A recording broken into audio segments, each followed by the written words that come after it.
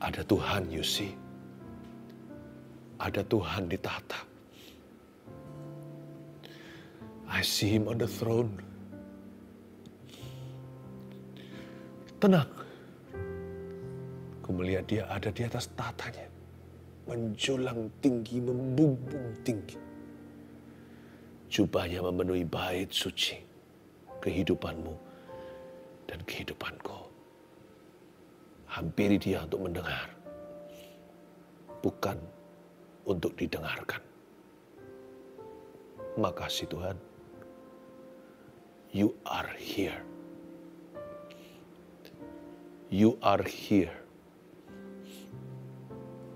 You are here. Haleluya. Sampaikan sabdamu. Sembunyikan hamba-Mu rapat-rapat di balik salib-Mu. Biarkan kehendak-Mu yang jadi. Kerajaan-Mu yang datang. Dalam nama Yesus. Amin. Praise the Lord. Puji Tuhan. Shalom semua. Ambil catatan, ambil Alkitab. Di 2 Samuel ya. 2 Samuel pasal 23. Ayat 13-17.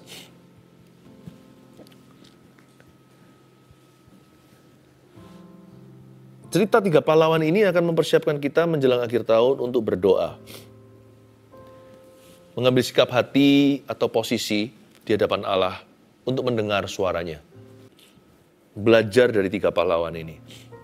Saya yakin kalau kita menerapkan apa yang mereka lakukan, terutama jikalau kita mengaplikasikan hati mereka bertiga, saya yakin kita tidak akan salah jalan masuk tahun depan. Hari-hari ini sudah waktunya masa-masa kita tenang dan berdoa. Saya sarankan Anda, kalau Anda nggak sibuk sekali gitu, increase your prayer a bit, tingkatkan jam doa Anda sedikit. Ya, kalau Rabu Sabtu sih sudah fix 1 jam setiap live-nya. Tapi kalau Anda punya waktu luang, pakai untuk sembahyang. Pakai untuk doa kepada Tuhan Yesus. Saya belum punya banyak waktu luang hari-hari ini. Saya merindu-rindukan untuk masuk, duduk diam di kakinya. Sungguh-sungguh diam maksud saya. Berjam-jam saya menantikan. Tapi saya layani Anda dulu ya. Saya layani Anda dulu. Pemimpin itu makan terakhir. 2 Samuel 23, ayat 13-17 saya baca ya. Sekali datanglah 3 orang dari ke-30 kepala mendapatkan Daud menjelang musim menuai dekat gua Adulam, sedang sepasukan orang Filistin berkemah di lembah Refaim. Pada waktu itu Daud ada di dalam kubu gunung dan pasukan pendudukan orang Filistin. Pada waktu itu ada di Betlehem. Lalu timbullah keinginan pada Daud dan ia berkata, sekiranya ada orang yang memberi aku minum air dari perigi Betlehem yang ada di dekat pintu gerbang. Lalu ketiga pahlawan itu menerobos perkemahan orang Filistin. Mereka menimba air dari perigi Betlehem yang ada dekat pintu gerbang, mengangkatnya dan membawanya kepada Daud. Tetapi Daud tidak mau meminumnya, melainkan mempersembahkannya sebagai korban curahan pada Tuhan. Katanya, jauhkanlah daripadaku ya Tuhan untuk berbuat demikian. Bukankah ini darah orang-orang yang telah pergi dengan mempertaruhkan nyawanya? Dan ia tidak mau meminumnya. Itulah yang dilakukan ketiga pahlawan itu. Triwira Daud ya. Ayat 13 dulu, coba saya jelaskan. Sekali datanglah 3 orang dari ke-30 kepala mendapatkan Daud. 10% saja dari 30 pahlawan gagah perkasa, ada 3 yang mendekat lebih dari yang lainnya. Seperti murid Yesus ada 12. Tapi 3 itu dekat sekali. Contohnya di Getsemani.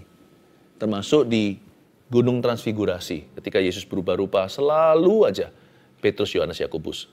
Jangan jadi orang yang mendekat sama Tuhan itu tanggung. Kalau mau dekat itu dekat beneran. Sungguh-sungguhlah dengan Tuhan. Bukan berarti kita merasa lebih rohani dari orang lain atau bersaing yang gak sehat. Tapi kalau kita mau dekat sama Tuhan, memang kita harus berlomba-lomba. Bukan saling membandingkan ya, itu urusan sendiri-sendiri. Tetapi kalau kita mau mendekat sama Tuhan, mendekatlah dengan segenap hati, segenap jiwa, akal budi, dan kekuatan. Nah, berikut ini nanti adalah tuntunan bagi orang-orang yang dipilih sama Tuhan untuk mendekat kepadanya. Dan tidak semua orang mau menempuh jalan itu. Tahu nggak? Nggak semua orang ingin mendekati Tuhan. Padahal Tuhan itu loh, indah tak terhingga. Nah, 3 orang dari ke-30 berarti 10% saja. Mereka datang mendapatkan Daud menjelang musim menuai dekat Gua Adulam. Sedang sepasukan orang Filistin itu berkemah di lembah Refaim. Jadi 3 orang dari 30 mereka datang mendapatkan Daud. Ngapain sih? Kira-kira mereka datang ke Daud itu mau minta sesuatu? Nggak salah sih. Tapi I don't think so. Mereka datang mendekat ke Daud itu kayaknya mereka datang untuk cari tahu apa kabar dengan pemimpinnya. Mereka datang untuk bertanya, how are you? Bukan basa-basi tapinya. Banyak orang berkata, how are you? Tapi mereka tidak tertarik pada dirimu. Mereka hanya bicara tentang dirinya. Jadi pertanyaan how are you tadi itu hanyalah pembuka pembicaraan saja. Tapi orang 3 ini serius. Karena kita tahu ceritanya. Mereka tidak mengemukakan keinginannya atau keperluannya. Mereka bahkan juga tidak datang untuk didengarkan. Mereka datang itu to serve and to listen. Mereka datang untuk melayani dan mendengarkan pemimpinnya. Yang kita ikuti itu bukan Daud. Lebih dari Daud. Anak Daud, Yesus Kristus. Tuhan di atas segala Tuhan. Raja di atas segala raja. Juru selamat kita yang sudah mati untuk kita apalagi. Dan juga yang juga sudah bangkit untuk kita semua. Jikalau Triwira itu begitu tinggi dedikasi, apalagi kita kepada Tuhan Yesus anak Daud itu. Kalau mereka datang mendapatkan Daud, bukan untuk mendapatkan sesuatu. Mereka datang untuk mendapatkan Daud, bukan mendapatkan apa. Bukan mendapatkan sesuatu untuk mereka. Mereka datang untuk mendapatkan Daud. Do you come to Jesus to get Jesus? Apakah Anda datang kepada Yesus untuk mendapatkan Yesus atau Anda datang kepada Yesus untuk mendapatkan sesuatu dari Yesus? Makanya kita tuh dipanggil untuk mencari wajahnya. Dan barang siapa mencari wajahnya bahkan juga akan menemukan tangannya meskipun tidak memintanya. Kepala pasukan itu 3 orang itu mendapatkan Daud. They come to listen and to serve. Lalu mereka itu sedang berkemah di dekat orang Filistin. Kalau kita baca ya. Menjelang musim menuai dekat Gua Adulam, sedang sepasukan orang Filistin itu berkemah di lembah Refaim. Situasinya tidak kondusif. Orang-orang gagah perkasa ini, orang-orang gagah perkasa itu mereka di depan lembah Refaim. Kita harus tahu orang Filistin ini adalah raksasa semua. Mereka ini berkemah di lembah Refaim. Kalau Anda tahu kata Refaim di situ itu giants. Itu raksasa. Situasinya nggak kondusif. Ketika mereka datang mendapatkan Daud, situasi atau suasana tidak bersahabat. Tetapi cinta kasih mereka kepada Daud ini melebihi bahaya. Mereka nggak peduli situasi atau kondisi seputar hidup mereka. Mereka rasanya rindu pada pemimpinnya. Saya berani memastikan bahwa minimal 3 orang dari 30 itu, mereka bukan hanya berdedikasi tinggi, tapi mereka itu mengasihi. Jangan hanya komitmen sama Tuhan, apalagi karena ketakutan. Jangan pula hanyalah berdedikasi kepada Tuhan Yesus. Tapi kita harus menghampiri Tuhan dengan kasih yang tulus. Yesus loh mengasihi kita apa adanya waktu kita masih berdosa. Agape love, kasih tak bersyarat. Lah kenapa sekarang setelah kita dikasihnya demikian kita nggak bisa mengasihi Tuhan tanpa syarat pula? Tidak sedikit di antara kita masih bisa kecewa sama Tuhan ya kan? Berapa banyak di antara kita yang bisa marah? Marah sama Tuhan Yesus. Sekalipun 30 orang itu disebut pahlawan Daud. Mereka itu ternama. Tapi 3 orang ini terlalu ketara kasih mereka kepada sang raja. Mereka datang mendapatkan Daud, sedangkan orang Filistin berkemah di lembah Refaim. The Valley of the Giants. Lembah orang-orang raksasa seperti Goliat dan kawan-kawannya. Ayat 14, pada waktu itu, Daud ada di dalam kubu gunung. Dan pasukan pendudukan orang Filistin pada waktu itu ada di Bethlehem. Ini kejadiannya di Bethlehem down south atau di sebelah selatan.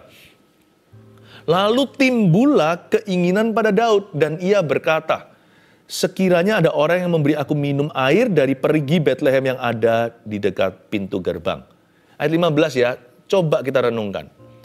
Lalu timbullah keinginan pada Daud. Kok mereka tahu? Berarti mereka cukup dekat. Daud ini nggak teriak.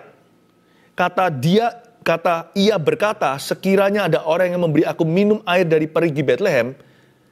Kata ia berkata itu, he whispered. Dia menggumam, kayak seperti ini loh. Contohnya, kalau kita lapar. Aduh laparnya ya, pingin nasi campur. Itu bukanlah announcement atau pengumuman. Kita juga nggak pakai corong, kita juga nggak pakai sound system, nggak pakai mikrofon. Daud itu ngomong, bicara begitu tuh pada dirinya. Tidak diutarakan kepada siapa, tidak ditujukan kepada orang-orang lain. Tapi kebetulan karena posisi lokasi mereka itu amat sangat dekat, terdengar pula 3 orang ini bukan nguping. Pas mereka lagi visitasi, waktu mereka besuk sang raja di guanya, tepat dengan waktu ketika mereka tiba itu timbullah keinginan pada Daud dan ia berkata, lalu ia diam-diam berbisik pada dirinya. Begitulah kira-kira bunyinya. Aduh, atau sekiranya ada orang yang memberi aku minum air dari perigi Bethlehem yang ada dekat pintu gerbang. Bethlehem itu nilainya sentimental dalam kehidupan Daud. Bagaimana tidak? Tanah kelahiran, kampung halaman. Di Bethlehem dia punya banyak pengalaman. Yang namanya sebagai seorang gembala domba, dia pasti bawa ke air yang tenang. Tidak heran dia memberi minum ternaknya itu dari air perigi di situ. Dan sekaligus dia sendiri harus minum, ya kan? Jadi bagi Daud itu ada memori indah. Bethlehem itu sesuatu yang gimana gitu di hatinya. Dan pada waktu mereka mendengar Daud menggumam dan berkata, aku pingin minum air itu. Mereka tahu bahwa it meant more to David than just water. Itu artinya atau nilainya lebih bagi Daud daripada sekedar air yang sejuk yang bisa melepas dahaga. Daud itu berkata, sekiranya ada orang yang memberi aku minum air dari perigi Bethlehem, I miss my hometown. Aku rindu kampung halamanku. Daud kan sedang susah ini, lagi di gua. Tapi mereka bisa menangkap isi hatinya dengan cepat. Karena mereka datang bukan bawa agenda. Kebanyakan kita kan begini. Kita seolah-olah mendengar, tapi kita nggak mendengarkan. Kita datang ke Tuhan itu sudah datang dengan Son. Udah 1, 2, 3 ini listku, daftarnya nggak ada yang salah sih. Doa ya harus pada Tuhan, masa minta sama tetangga. Jangan-jangan nanti menyembah berhala. Perlu apa? Doa Bapa kami. Beriku rezeki hari ini. Minta itu sama Tuhan, nggak ada yang salah. Tapi di atas kebutuhan kita, ada kasih untuk Tuhan.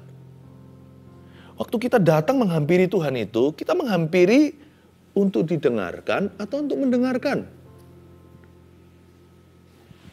Mereka karena mereka datang dengan kuping terbuka, dengan hati yang sungguh mengasihi, apa yang harusnya lewat masuk telinga kiri, keluar telinga kanan, mungkin itu yang akan terjadi pada teman-temannya yang lain, 27 yang lainnya. Tapi bagi mereka bisa mendengar dengan jelas. Karena mereka itu datang untuk cari tahu pada Daud. Raja, what can I do for you? Apa yang bisa kulakukan bagi Baginda? Mereka datang bertanya pada Tuhan itu sungguh-sungguh tulus. Lord, how are you? Tuhan, apa yang aku bisa lakukan bersama denganmu dan untukmu? Mereka datang itu untuk cari tahu, mendapatkan Daud. Sedangkan seringkali kalau kita datang pada Tuhan itu, ada maksudnya, ada kemauan. Kita semua suka makan udang, ada udang selalu di balik batu. Kalau bicara soal doa, selalu kita ada maunya. Gak salah sekali lagi. Tapi apa salahnya juga kita mau apa yang Yesus mau. Kita inginkan yang dia inginkan. Hati kita dihancurkan oleh apa yang menghancurkan hatinya. Jangan datang membawakan kehancuran hatimu saja. Semua orang juga begitu sama Allah Maha Kuasa. Semua datang membawa broken heart-nya. Tapi siapa yang peduli enough? Siapa yang cukup pedulikan? Apa yang menghancurkan hati Tuhan? Siapa yang duduk diam seperti Maria dan berkata, tell me what broke your heart. Beritahu aku apa yang menghancurkan hatimu. Beritahu kepada aku Tuhan, isi hatimu. Jarang loh yang seperti itu. Itu mungkin salah satu arti banyak yang dipanggil. Sedikit yang dipilih, banyak yang dipanggil, sedikit yang mengerti. Banyak yang panggil berdoa juga, sedikit yang peduli. Do you care about God?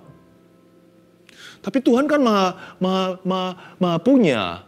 Dia kan maha tahu, dia kan maha kuasa. Dia punya segalanya. I know. Tapi jangan lupa loh, kita dicipta untuk bersekutu dengannya. Dicipta dalam gambar dan rupanya. Bukan karena Tuhan kekurangan. Bukan karena Tuhan kesepian. Saya dan istri saya nggak kesepian kok. Saya bisa loh terdampar di satu pulau terpencil. Kami berdua aja sampai tua. Nggak akan kehabisan perbincangan. Tapi ketika kami mau punya anak. Bukan karena kami kesepian. Tapi karena kami mau menyalurkan kasih kami ini yang indah kepada putra-putri. Kami ingin bersekutu dengan orang yang mirip dengan kami. Kami ingin melihat kami di dalam diri mereka. Mereka di dalam diri kami. Kami ingin untuk berdialog. Kami ingin untuk saling memahami. Yang pasti orang tua pasti memberi, tak harap kembali. Tapi kadang-kadang cukup gimana gitu kalau anak berbagi es krimnya waktu kecil. Kasih itu rasanya bangga anakku. Cinta padaku. Bukan untuk kepuasan Tuhan kita diciptakan. Tapi Tuhan rindu untuk punya hubungan yang saling mengasihi dengan kita. Jangan suruh Tuhan mengasihi kita doang. Pokoknya mengasihi kita melulu. Tuhan juga, tanda kutip, Tuhan gak ada keperluan, Tuhan ada kebutuhan. Oke, jangan salah tangkap. Tuhan juga tanda kutip butuh dikasih oleh kita loh. Pernah kita datang ke hadiratnya, Lord, how are you? Daripada, Lord, Tuhan, aku gini, aku gitu. Aku alami ini, alami itu. Aku maunya begitu, aku maunya begini. Pokoknya Tuhan, kita datang pada Tuhan itu bombardir. Das. Lalu terakhir, aku mau menyenangkanmu. Kenapa kita nggak datang dulu dan berkata, Lord, how are you? I want to hear you. Aku mau mendengarmu. I want to listen to your heart. Aku ingin mendengarkan hatimu. Itu dia. Ya. Ini perbedaannya. Lalu di ayat yang 16, lalu ketiga pahlawan itu menerobos perkemahan orang Filistin. Mereka menimba air dari perigi Betlehem yang ada dekat pintu gerbang, mengangkatnya dan membawanya kepada Daud. Tetapi Daud tidak mau meminumnya, melainkan mempersembahkannya sebagai korban curahan kepada Tuhan. Ayat 16, ketika mereka menangkap isi hati Tuhan, lalu ketiga pahlawan itu menerobos perkemahan orang Filistin, mereka menimba air dari perigi Betlehem. Persis seperti yang Daud inginkan. Jadi bagi triwira atau tiga pahlawan ini, mereka seolah-olah berkata kepada sang raja, your wish is my command. Mereka seolah-olah berkata begini, Daud, baginda, rajaku, harapanmu adalah perintah bagi kami. Bayangin, kalau harapan Tuhan itu perintah bagi kita, bagaimana dengan perintahnya? Kalau harapannya aja, keinginannya aja menjadi perintah atau commandment bagi kita. Tuhan gak usah main perintah lah sama orang-orang yang mengasihi dia.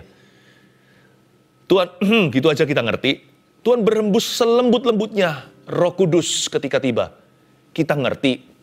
Tuhan gak suruh, Tuhan gak akan pakai ancam-ancam. Kamu harus ampuni, kalau enggak, ku lempar kamu ke algojo-algojoku. Gak perlu. Ketika kita dekat Tuhan, kita langsung paham. Kita harus mengampuni musuh-musuh kita.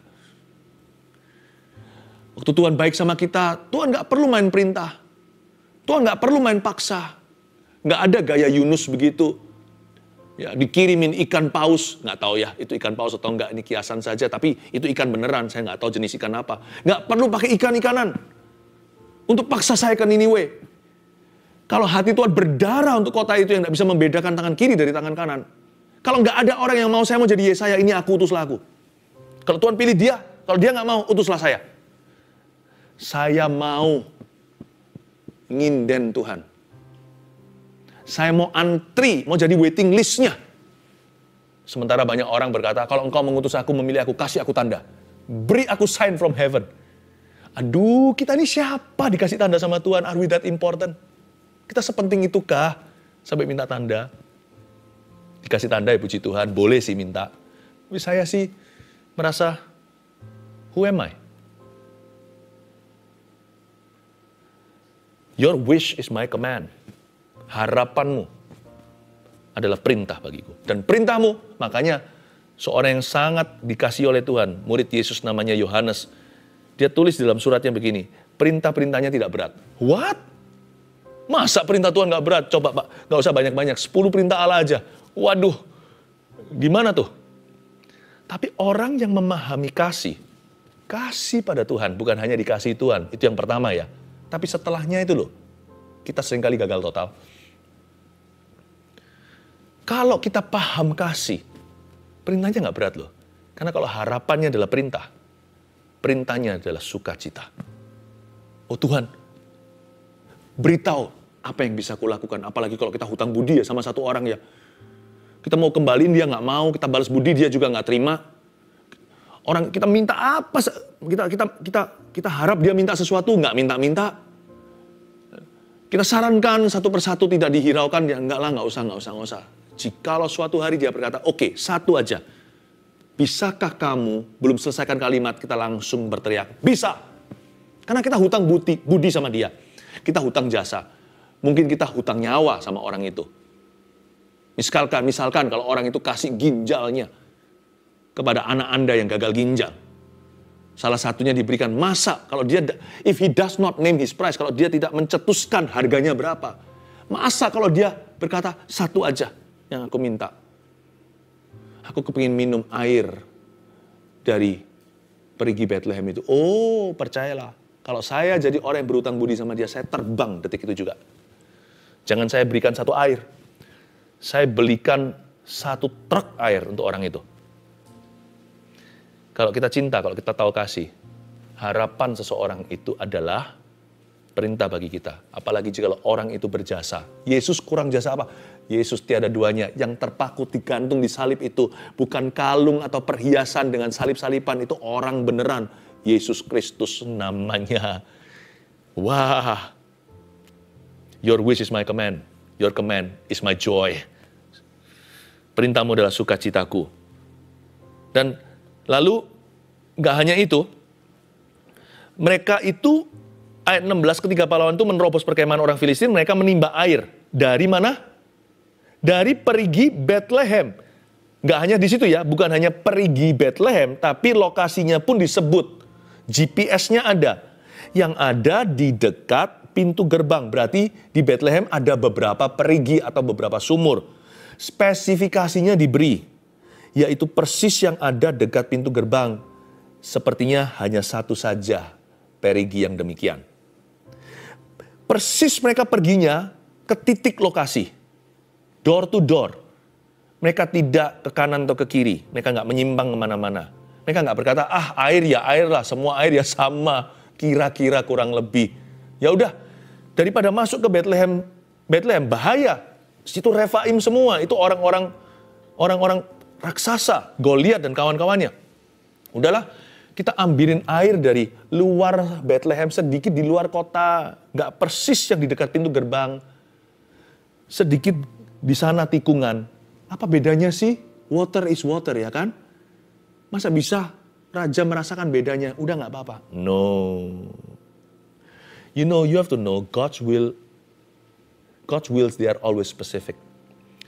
Kehendak Tuhan itu selalu spesifik. Jadi kalau Tuhan maunya itu, jangan kompromi. Kalau Tuhan berkata di sana, jangan tawarkan alternatif. Makanya Yesus ngomong gini ketika di Getsemani. Aku sih maunya begini, secara daging nih. Tapi bukan kehendakku jadi, namun kehendakmu yang jadi. Kata namun kehendakmu yang jadi itu, namun persis seperti yang kau kehendaki. Tidak lebih 1 senti, bahkan 1 mili. Tidak ke kanan atau ke kiri. Tidak kurang atau tidak lebih. Persis itu spesifikasi. Di mana lokasinya? Periginya Bethlehem. Tapi bukan sembarang sumur yang ada. Bukan asal air saja. Yaitu yang ada di dekat pintu gerbang. Itu dia. You have arrived. GPS-nya bunyi begitu. Jadi kalau Anda dan saya mau melakukan kehendak Tuhan, pastikan spesifik ya. Karena Tuhan punya kehendak itu selalu spesifikasi. Tuhan itu selalu detil. Jangan main kira-kira sama Roh Kudus. Karena Roh Kudus bukanlah roh kira-kira. Roh Kudus adalah roh presisi. Kehendakmu jadi. Tapi Daud nggak mau minum akhirnya. Karena Daud memang bukan Yesus kan. Melainkan mencurahkan persembahannya itu. Melainkan mempersembahkan sebagai korban curahan. Lalu dia berkata, jauhlah padaku untuk berbuat demikian. Mereka itu mempertaruhkan darah dan ia nggak mau meminumnya. Itu yang dilakukan ketika pahlawan. Ya, sama ya. Segala sesuatu itu ujungnya selalu kemuliaan Allah dalam kehidupan kita, bukan kemuliaan kita. Daud pun nggak berani, karena orang-orang itu mempertaruhkan nyawa. Sedikit tambahan aja, sebelum saya kasih rangkuman atau summary daripada sharing hari ini, ada hal-hal tertentu next year tahun depan yang tidak boleh Anda terima. Nggak tahu itu apa. Catat aja, taruh di hati, nanti waktunya God will ring the bell. Di dalam spirit atau dalam roh Anda akan dinyalakan alarmnya. Yang ini jangan kamu terima. Karena yang beginian hanya untuk Tuhan. Ya. Ada hal-hal tertentu yang tidak boleh kita terima sekalipun kita bisa. Ada hal tertentu yang kita harus tolak mentah-mentah. Dan sopan-sopan dan berkata, no, aku tidak bisa menerima ini atau mengambil ini. Karena ini milik Tuhan di hidupku. Ya, 3 hal. Kita pelajari Triwira Daud seperti apa ya? Nomor 1, menghampiri Tuhan untuk mendengarkan isi hatinya. Seperti saya katakan tadi, sebagian besar dari kita itu selalu menghampiri Tuhan untuk didengarkan isi hatinya. Isi hatinya itu N huruf kecil, yaitu isi hatimu. Hanya sedikit saja yang datang ke Tuhan untuk mendengarkan isi hatinya, bukan untuk didengarkan isi hatimu. Kita datang ke Tuhan untuk mendengarkan Dia, bukan supaya kita didengarkan. Kalau kita bisa begini, nggak akan salah jalan tahun depan. Karena nanti Tuhan akan nyatakan kehendaknya. Karena firman berkata, tak seorang pun mencari wajahku tidak menemukan. Kalau kita datang untuk mendengarkan isi hatinya yang akan kita terima. Dari situ mulailah berencana. Jangan sebaliknya, rencana dulu, proposal ke Tuhan Yesus. No, tanya dulu, Tuhan apa kehendakmu, barulah buat perencanaan. Yang kedua, melawan segala ketakutan demi apa yang Tuhan inginkan. Catat, yang kita bisa pelajari dari Triwira ini adalah, selain menghampiri Tuhan untuk mendengarkan isi hatinya adalah, kita mesti harus melawan segala ketakutan. Demi apa? Demi apa yang Tuhan inginkan. Pokoknya, kalau Tuhan inginkan sesuatu dalam hidupmu ya, beda-beda setiap orang. Kecuali kalau apa yang universal atau apa yang umum. Seperti mengasihi, seperti tidak berzina, seperti belajar memberi, bersyukur, itu semua kan umum. Tapi nggak semua keinginan Tuhan itu rata di antara kita. Karena setiap orang juga punya kumat-kumatan yang berbeda. Setiap orang punya penyakitnya sendiri. Setiap orang punya kekurangan, setiap orang punya kelebihan. Karena itu ada juga keinginan-keinginan Allah yang nggak sama antara Anda dan saya. Beda dirimu, beda diriku. Kecuali yang umum sekali lagi. Tapi semua harus berlandaskan firman, semua harus di dalam Tuhan. Pokoknya, kalau kita menyadari ada sesuatu yang Tuhan ingini dalam hidup kita, lawanlah semua ketakutanmu, segala pikiran, perasaan yang menentang keinginan atau kehendak Tuhan itu lawan. Kalau demi apa yang Tuhan inginkan, kalau Tuhan inginkan sesuatu dalam kehidupanmu, catat ini, tolong dibelanin. Nggak tahu itu bahasa Indonesia yang benar nggak? Pokoknya kalau Tuhan mau sesuatu di hidupmu, belanin itu. Dibela seperti apa? Seperti Triwira itu menembus Refaim. Emangnya gampang kita tuh menerobos? Gak gampang. 3 masuk, keluarnya hanya 2 yang berperang. Bukan yang satu mati. Yang satunya pegang aqua. Dan bukankah air itu mudah pecah? Dia mau bawa pakai apa? Kaca? Bisa pecah belah. Mau pakai plastik? Ini mereka melawan pedang, panah, dan semua senjata tajam. Masuk 3, keluar 2. Masuk mendadak, surprise attack atau serangan kejutan. Keluar, dikepung dan surrounded by enemies. Bayangkan, harga yang mereka bayar demi keinginan rajanya. Yang pada kita lebih besar dari Daud. Anak Daud, namanya Yesus Kristus, Tuhan dan Raja kita. Lawanlah segala ketakutan, jangan beralasan. Kalau Tuhan mau ini dalam hidupmu, sesusah-susah mengampuni sekalipun Anda disalai berkali-kali, belanin Tuhan Yesus. Jangan belanin feelingmu. Belanin Tuhan. Lawan ketakutan dan refaimu.